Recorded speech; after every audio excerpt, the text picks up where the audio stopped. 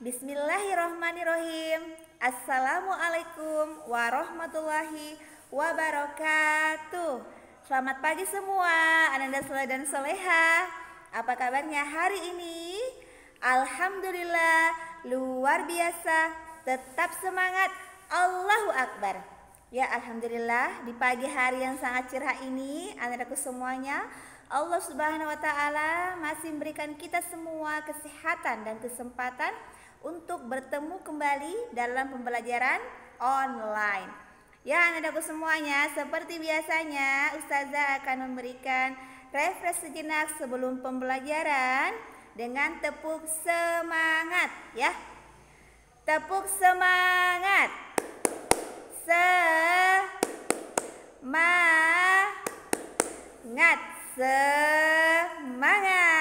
Oke anakku semuanya, alhamdulillah. Sebelum kita mulai pelajaran anakku semuanya, marilah kita bersama berdoa agar apa yang kita lakukan pada pagi hari ini membawa ridha Allah Subhanahu wa Ta'ala. Amin amin ya robbal alamin. Sikap berdoa, tangan diangkat, kepala ditundukkan, berdoa dimulai. Bismillahirrahmanirrahim. Rabbi zidna ilman warzuqna fahman. Ya Allah, berikanlah aku ilmu dan pemahaman yang baik. Amin ya robbal alamin. Oke anakku semuanya, alhamdulillah kita sudah berdoa. Sekarang buka buku tema 4-nya, berbagai pekerjaan ya. Tema 4, berbagai pekerjaan. Subtema 3, pekerjaan orang tuaku. Pembelajaran 1 dan 3. Fokus pelajaran hari ini bahasa Indonesia. Jadi buka halaman 95 ya anak-anakku semuanya. Halaman 95. Selanjutnya, adapun tujuan pembelajaran kita anak-anakku. Yang pertama, melalui pemberian tugas, siswa mampu menilai cerita secara terperinci setelah membaca dongeng Tupai dan Ikan Gabus.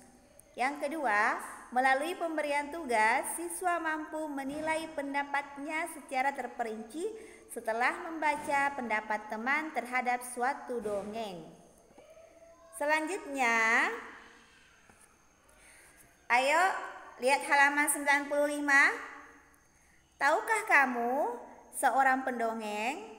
Pendongeng adalah orang yang menyampaikan dongeng kepada orang lain. Mendongeng adalah pekerjaan orang tua Sani temanku. Apa pekerjaan orang tuamu? Oke anakku, kita sama-sama membaca ya. Cerita tentang Tupai dan Ikan Gabus. Ini adalah sebuah dongeng ya. Kita baca bersama-sama. Dahulu kala hiduplah sepasang sahabat di daerah Kalimantan Barat. Mereka adalah seekor tupai dan seekor ikan gabus. Setiap hari mereka melakukan kegiatan bersama, mencari makan, bermain, bahkan mengunjungi teman-teman baru selalu dilakukan bersama. Suatu hari, tupai tidak melihat gabus, sahabatnya. Ia mencarinya ke tempat biasa gabus tinggal. Saat bertemu, tupai sangat kaget. Gabus terlihat lesu. Ternyata ia sedang sakit. Tupai sangat sedih. Ia menawarkan makanan untuk sahabatnya. Namun gabus tidak berselera makan. Gabus hanya menginginkan satu jenis makanan yang diyakininya dapat menyembuhkan penyakitnya. Tupai berjanji akan mencari demi sahabatnya. Setelah gabus mengatakan makanan yang dapat menyembuhkan penyakitnya, Tupai sangat kaget. Ia harus mencari hati ikan hiu. Ikan hiu sangat ganas. Tidak terpikir olehnya ia bisa mendapatkannya. Namun tupai bertekad untuk mendapatkannya. Ia ingin sahabatnya sembuh. Masya Allah ya, tupai.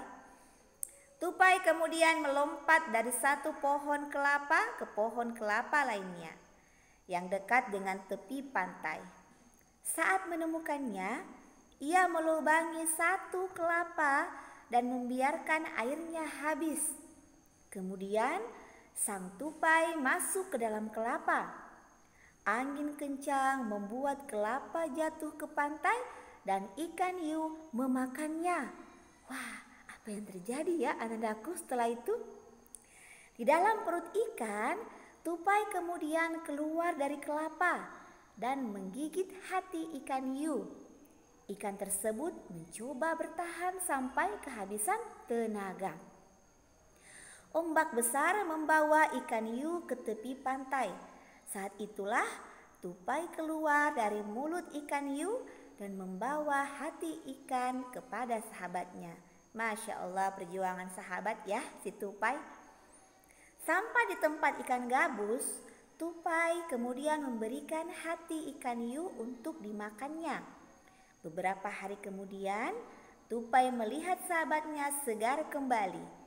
Betapa senangnya tupai melihat ikan gabus sehat seperti sedia kala.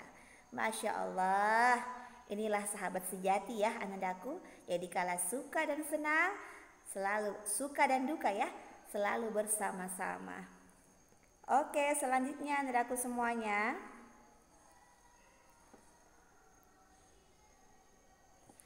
Unsur-unsur yang terdapat dalam suatu dongeng itu ada beberapa macam. Yang pertama, alur, sebuah jalan cerita. Yang kedua, amanat, sebuah pesan moral dalam cerita. Jadi apa yang ingin disampaikan, apa yang disampaikan dalam cerita itu ya. Kemudian tema, ide cerita. Latar itu waktu, tempat, dan suasana cerita. Jadi di mana tempatnya, dan waktunya kapan, suasana peristiwanya itu seperti apa. Kemudian tokoh, siapa pelaku dalam cerita tersebut. Yang terakhir penokohan, wataknya, watak pelakunya apa? Apa dia jahat kah? Apa dia baik kah? Ya, apa dia suka menolong kah? Gitu ya. Selanjutnya anak-anakku semuanya, tugas pertama ya, tugas pertama. Berdasarkan cerita yang terdapat pada halaman 95 sampai 96 tadi ya, yang tentang ikan gabus dan tupai, temukanlah unsur-unsur cerita yang ada. Lalu tuliskan dalam kolom di bawah ini. Jadi apa judul ceritanya? Kemudian tokohnya siapa-siapa dalam cerita itu. Kemudian sifat tokohnya bagaimana? Sifat tokoh tupai dan sifat si tokoh gabus. Kemudian tempatnya di mana kejadiannya? Kemudian kalian sebutkan awal ceritanya seperti apa, akhir ceritanya seperti apa, dan apa pesan yang ingin disampaikan dalam dongeng tersebut. Selanjutnya nadaku semuanya, tugas kedua, bagaimana pendapatmu terhadap dongeng tentang tupai dan ikan gabus? Dan hal baik apa yang kamu pelajari dari dongeng tersebut? Tuliskan jawabanmu pada kolom seperti di bawah ini ya. Jadi apa pendapat kalian tentang dongeng tupai dan ikan gabus? Kemudian hal baik apa yang kalian bisa pelajari dari dongeng tersebut? Oke, anak-anakku semuanya. Sampai di sini dulu ya materi kita bahasa Indonesia. Kurang dan lebihnya Ustazah minta maaf. Dan pesan Ustazah, jaga kesehatan selalu. Jangan lupa sholat 5 waktu. Kemudian jangan membantah orang tua ya. Dengarkan apa yang orang tua kalian katakan, selama itu mengandung unsur kebaikan. Ya anak-anakku semuanya, tetap menjadi anak soleh dan soleha ya. Jangan lupa minum air hangat dan jangan malas kerja tugas ya anak-anakku. Sekian. Wassalamualaikum warahmatullahi wabarakatuh.